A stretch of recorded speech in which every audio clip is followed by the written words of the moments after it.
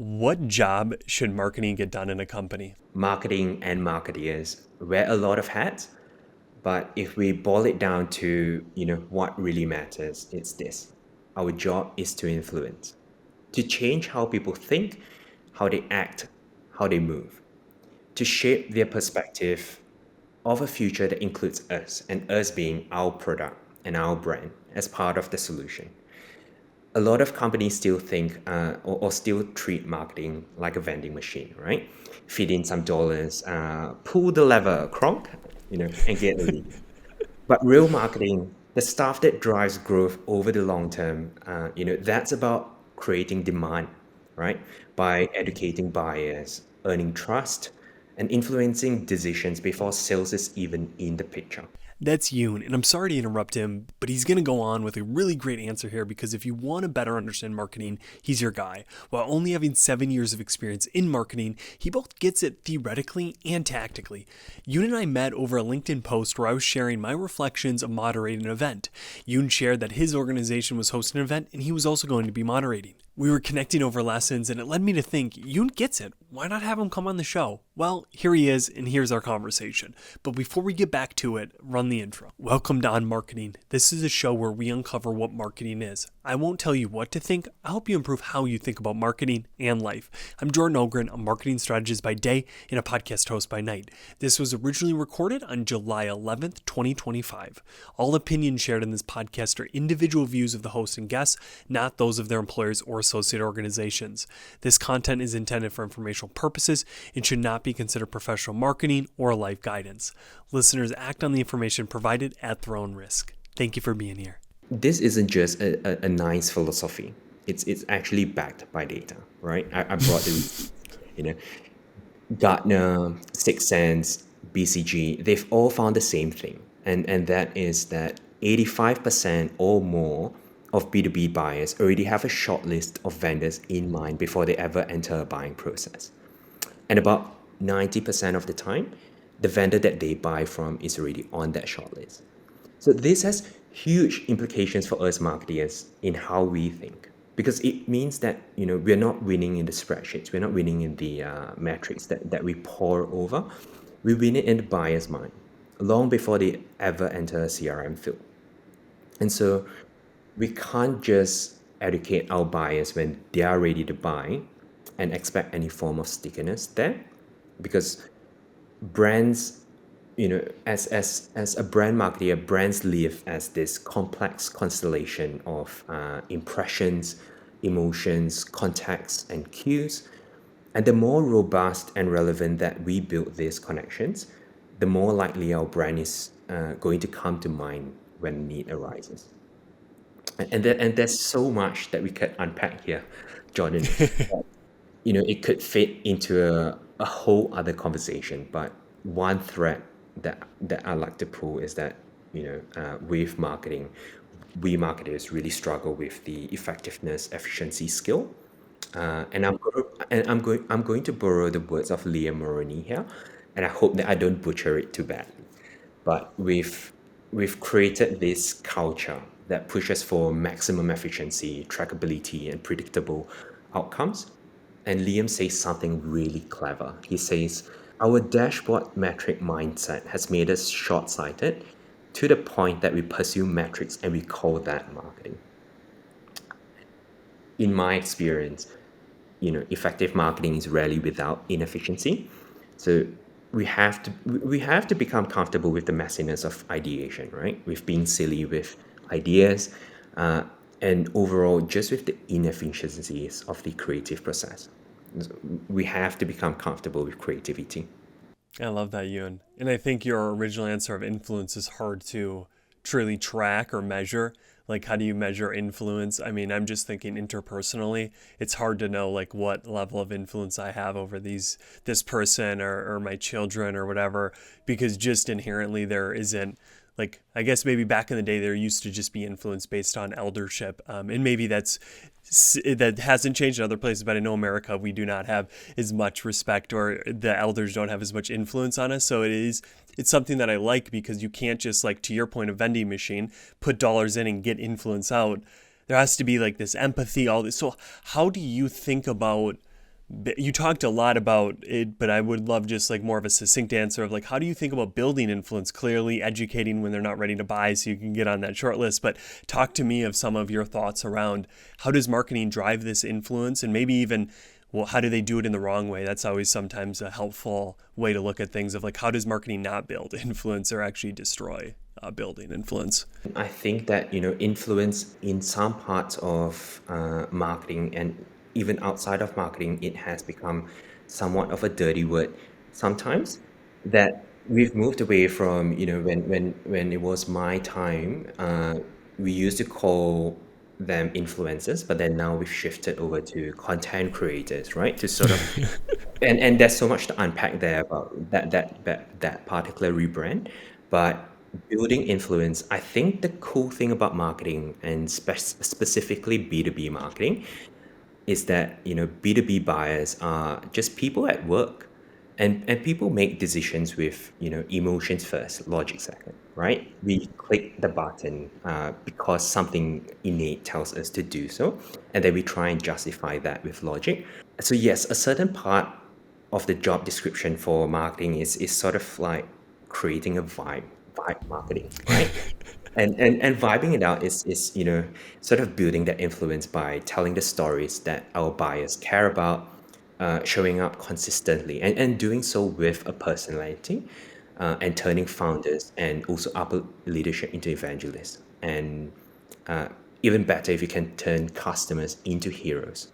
So I think sort of building influence is about being human first, and then again, not metrics first. And that has, I think, a little parlay to what you were talking about, the inefficiency of marketing, that actually sometimes the best marketing is actually inefficient. And I heard kind of this talked about way back when Drift, I think there's still a company, but they had this like Seeking Wisdom podcast, and they talked about hand-to-hand combat, and that being very useful early on in a SaaS, a startup, just because scale is hard and you have to do the kind of the unscalable activities, just emailing someone to be like, hey, check out our podcast, where you would love for ads or some of these things. So I find that to be so inherent in good marketing, is this accepting. Maybe they don't like choose to do things inefficient. We're going to write with a typewriter versus a computer, but it's like we realize that there's going to be certain things like marriage or having children that is inefficient at the start, or inherently just it makes life more inefficient, but then after or throughout it, you just feel better when you have a child, even though they keep you up at night or whatever.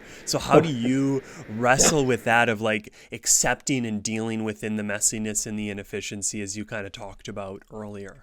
Yeah, it's hard. Like, I'm a perfectionist, so and marketing is inherently a small team of people, and so you can't do everything perfectly, especially with a small team. And marketing teams are getting leaner, right? That is the truth. But I also think that there is a rising trend that we are pushing back against the system optimized for attribution instead of impact. And I think that as more uh, CEOs understand the role of marketing, messy as it is, as long as it's impactful, you don't have to justify every dollar about behind it. And a name that comes to mind is Joshua. Josh was building Vector with Jess Cook. I think he really gets it, right? Because like you said, his drift, his X drift, I think, or his XZ5. So he really understands that part of just living in the messiness and sort of just pushing towards that. And I think that falls a little bit into brand versus performance marketing, because performance marketing is all about being able to track exactly every dollar, every ROI, whereas with brand, that's a bit harder to do. That makes sense. And that is a large conversation too, as well. The whole brand performance. And usually I find with all those conversations, it's kind of a both and. It's not really either or. It's just That's right. like percent wise, or how do you want to kind of where you're at in the market or different things. But I find it to be important to kind of think about that. But yeah, it's interesting that there are those. I always hate that it's seemingly somewhat top down, in the sense of if the CEO gets marketing, and there's been those like parodies of like fine CEOs who get marketing and all that. And I think there's a delicate balance of like cop outs of like Definitely. getting someone that sees it your way, but also like it is inherently challenging to do marketing with someone who has more of a sales focus, or which is weirdly enough where this podcast came from is like if we're all talking about marketing but we haven't defined it, so then you're telling me do more marketing and that's like sending one-to-one emails and stuff, which I'll do, and it's fine, but like to your point, is that building influence, or is that kind of salesy, is that kind of gaining permission, or is it actually detracting from those people to want to talk to us? But if Yeah. that in your mind is marketing, kind of that kind of one-to-one or sales, if it kind of merge with sales, then you'll constantly say we need to do more marketing. There's some value I find in defining or taking a step back to say like, what is the outcome that we're working towards with our marketing? And I think influence is a great North Star to kind of aim towards. Yune, what is something in your career in marketing that maybe a year, 2, 3 years ago, you believed something maybe not vastly different, but very different? So for me, just using an example, I used to think you need to create 100 pieces of content. I fell into that Gary Vaynerchuk kind of mental thing of like, just keep producing, where now I'm like, maybe quality is more important. Does anything stand out to you of where you believed one thing and now you've taken a bit of a radical shift, or you just think differently on, and it's probably important for marketers to think a little differently on too? Jordan, I think that, there is an illusion that I've realized, and that is that we have a lack of data. I don't think that that's right. It's not that we need more information. As marketers, we're all these information hoarders, right? How many fields can I put on a form field before we piss them off, right? We already have the right data. And that stems from the fact that the information that we collect is deeply skewed by internal context. The uncomfortable truth is that we are often the last to hear the voice of the customer. And when we do, it's through the filter of, sales from late stage deals or product usage patterns from power users, C-suite narratives, and which are sometimes actually, sort of shaped by board expectations. And don't get me wrong, like every one of these perspectives are valuable, but they don't tell us how buyers actually choose. They don't reveal how, what activity actually gets us into a buyer's consideration set. And they definitely don't help us craft messaging that resonates in their earliest moments of awareness, right? I see the bookshelf behind you. This is the exact problem that, Daniel Kahneman describes in Thinking Fast and Slow as the inside view. Because, we are forecasting based on the echo chamber of internal data, whereas the outside view is what we get from voice of customer research. Structured, repeatable, unbiased input from our buyers operating in market before they are in our CRM. And that's something that, I've just realized in recent times.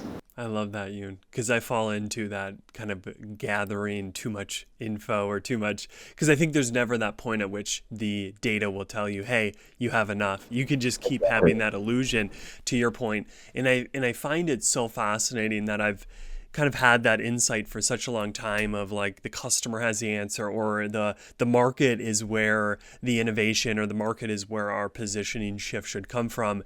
And I was reading this recent old book that talks about how markets are conversations, and that makes so much sense, because like how he kind of frames it then is like, what's the best thing to do in a conversation, or how do you become really great at conversations? You listen. And when we're talking in the boardrooms and we're not listening, we're trying to talk to the market to tell them, hey, we think you should go this way, That's versus right. kind of listening to the market, hearing people, hearing even just like geopolitical, all these bigger things that kind of speak into the market, and then creating a narrative, creating something you were talking about that responds to it, that is interplaying the conversation already happening. How do you think about that as like markets are conversation? When I first read that, it like, I never thought about it that way, but it was like, oh, that's why we can't just sit in our boardroom and come up with great kind of marketing initiatives, because the market has the conversation, like it's out there. What are your thoughts on that? I mean, clearly it seems you're aligned with that whole kind of concept that the market is a conversation and listening is kind of the best way to improve marketing. I think that's the power of being an introvert. You do a lot more listening and you do a lot more active listening than you do talking. And when you do listen, it's so much easier for people to open up to you and to sort of tell you exactly in their words what they are going through. And so it's just a really powerful skill that I think not not enough marketing teams utilize. I'm introverted as well, or maybe like ambiverted. So I totally align with that, that it comes like easier to me to just listen, where I know some of my peers or different people are more Yeah, extros. So they kind of want to jump into the combo or start the combo. And I think there's probably ways to like work with who you are in marketing that not everyone might listen as well. But I just find over and over again, we're trying to like twist the arm of the market versus kind of dancing with the market to say, okay, we'll go with you versus like, no, take this step or swing when I want you to swing. And it's like, that's right. it's not how dancing truly works. I love it, Yeah, Yune. Well, I could talk to you forever about marketing. I think our theories and our ideologies align quite well. But I'd love to kind of maybe get to maybe a more important topic, which is life. Are you ready to hop into that sphere? let's do it. So, Yoon, when you think about, and this is just for you, when you think about life, what are you aiming for? What is the purpose of life to you? I think the job of life is to live, and to live it in like intentionally. So I remember a conversation I had a while back with a good friend, Richie Merzian. He's an ex-colleague and now CEO of the Clean Energy Investor Group. So we were catching up over lunch. I had reached out to ask him for advice. And the very first thing, he said to me when we sat down was, "How can I make this valuable for you?" That one sentence shifted something in me, helped me shift my mindset in how I think about time, relationships, work, and life in general. Not as, yeah, like all these buckets, not as something to manage, but something to shape. Because it's all too easy to be carried along by the current. You've got work, emails, deadlines, doom scrolling, the big issues, little distractions. But I find that if you have intention as your anchor, it allows you to choose your current instead of just floating downstream and then complaining about where you're being floated to. Uh, and it's tough. Like being intentional is hard. Like, but there's also the saying that this is hard and this is also hard. So you choose your hard, right? It's hard to get through the challenges and finish the job, but it's also hard to not have people's trust. So I look at it as that I just have to choose which hard do I want to manage. And Hmm. going on from there, today, time is such a valuable currency. So being intentional is like thinking like an investor. Where am I spending or where am I investing my time, right? Am I passively doom scrolling on TikTok? I very well am. Yes, absolutely. But even that moment becomes a check-in, right? If I've blocked out time to doom scroll or intentionally do nothing, then that's fine. I love that answer. The purpose of life is to live, and how you do that is by being Yeah. intentional in some realms. I align with that, and I think it's interesting because we have as humans this ability, at least for me, I haven't lived in anyone else's shoes, but I have this ability to like just coast, kind of almost like go through my seat if I'm in the driver's seat, and all of a sudden I'm in the back seat. And whether it's doom strolling, whether it's a bar, like there's so many ways in which as humans we have this ability to just like go out of the driver. Like we can't leave our life, we can't stop living, but we can stop becoming intentional in just whatever way the wind's going and all those things you said. But I'd love to ask you, was there a moment, or was it a gradual point at which you wanted to be more intentional, or were you always this little intentional boy that was asking these really intentional questions, or was it this journey? Because for me, it's been a journey. So I'd love to hear how you become maybe more intentional or realize that intention was such, like you said, the anchor to life, which it really, I love that framing. So what was it for you, Yoon? It's also a journey for me, and I wouldn't say I'm super intentional like 100% of the time. But I think I can't pinpoint an exact moment as to when I became more intentional. I think it's like you say, it's more of a gradual journey that I've just realized that I've been on this leg of the journey, and a lot of it has to do with like the people that I'm very lucky to have surrounded myself with, because like you were talking about, we are more than our job titles, right? We are sons or daughters, friends, neighbors, husbands, or even parents. Uh, I've got a new dachshund joining the family soon, right? I've got half finished house projects all around the house. I've got unread books piling up, a gym membership that silently mocks me. The list goes on and on. And so, being intentional, balls get dropped.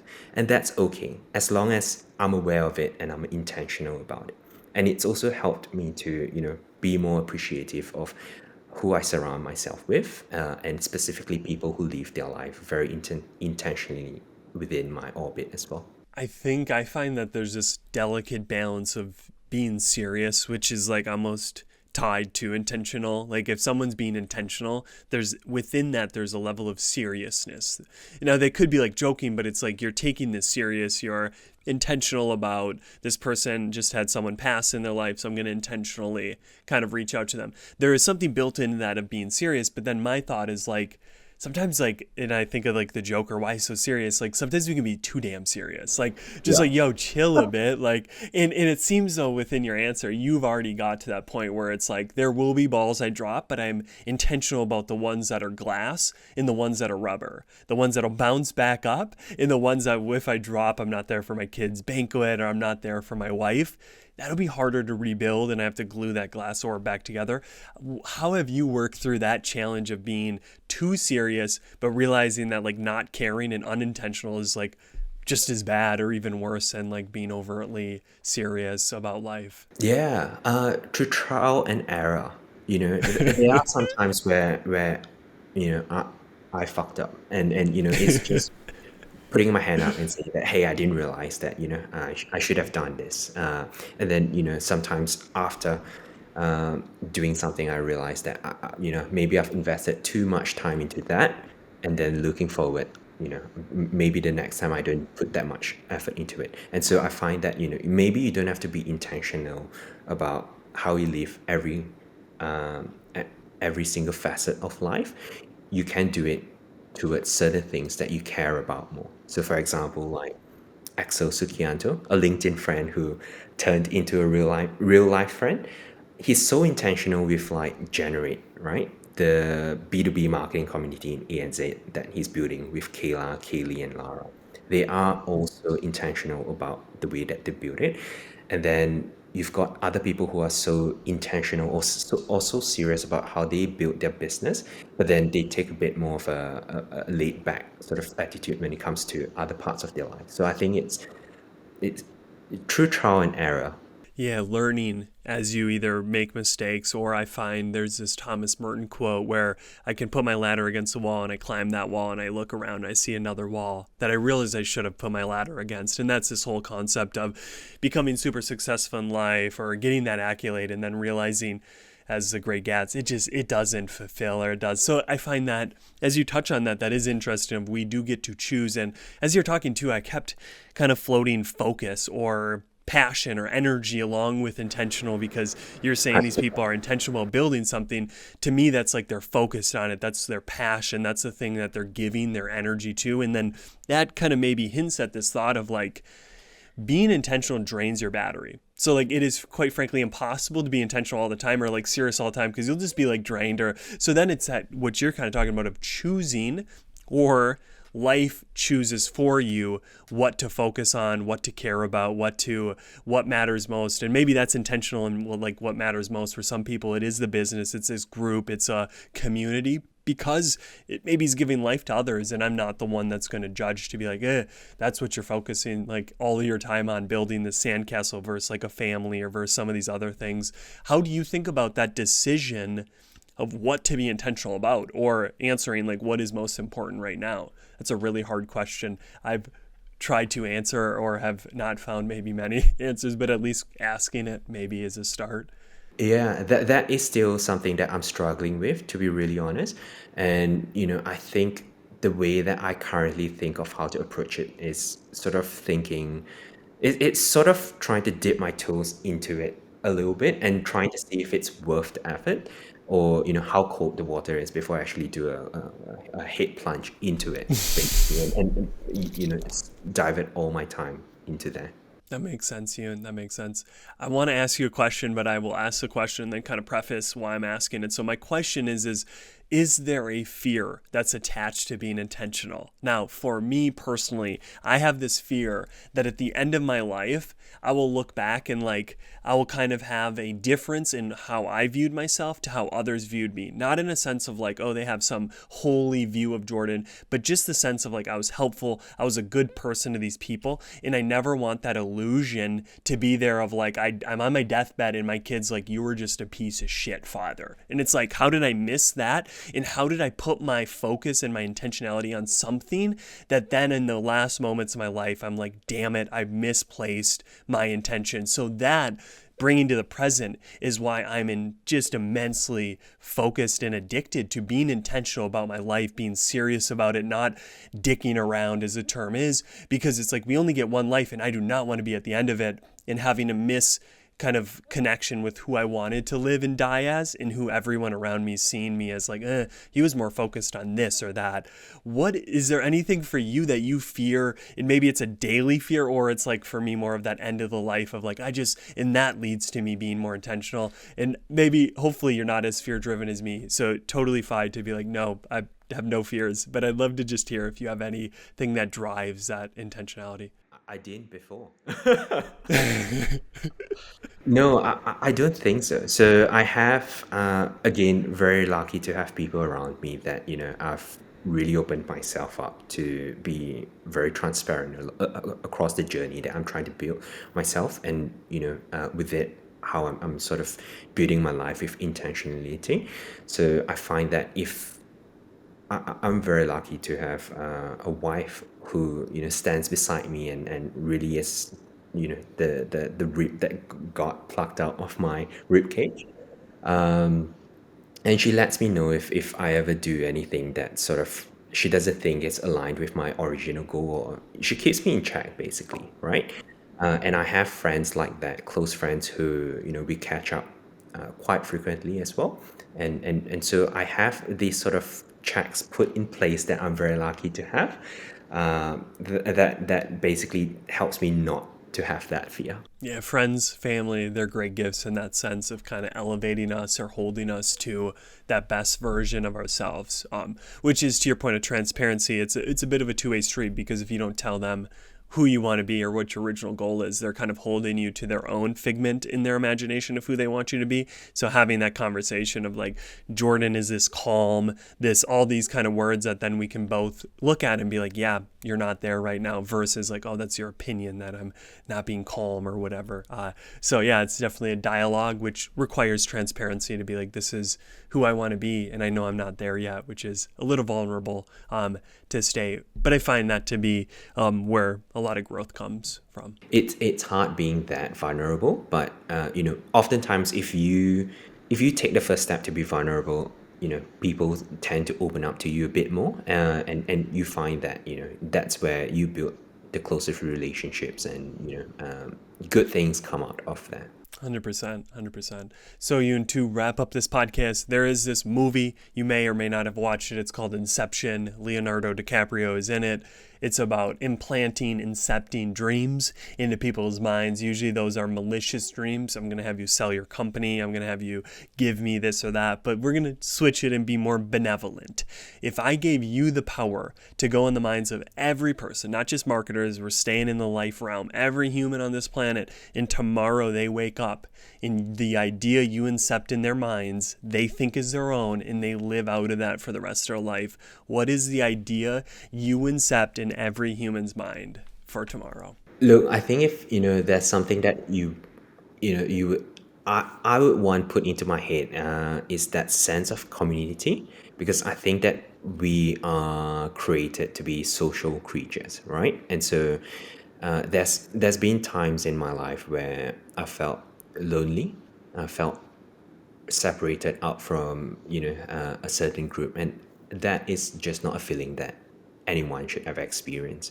So I think it's really important to sort of have your people build your community. So if there's something that could be sort of implanted and being put into people's minds, is to have that sort of sense of community for them to wake up, go out, and find their people. I love that, Yune. I think if not now, definitely our world is in a time where we could come together a bit more and to see the unity versus the division. So Absolutely.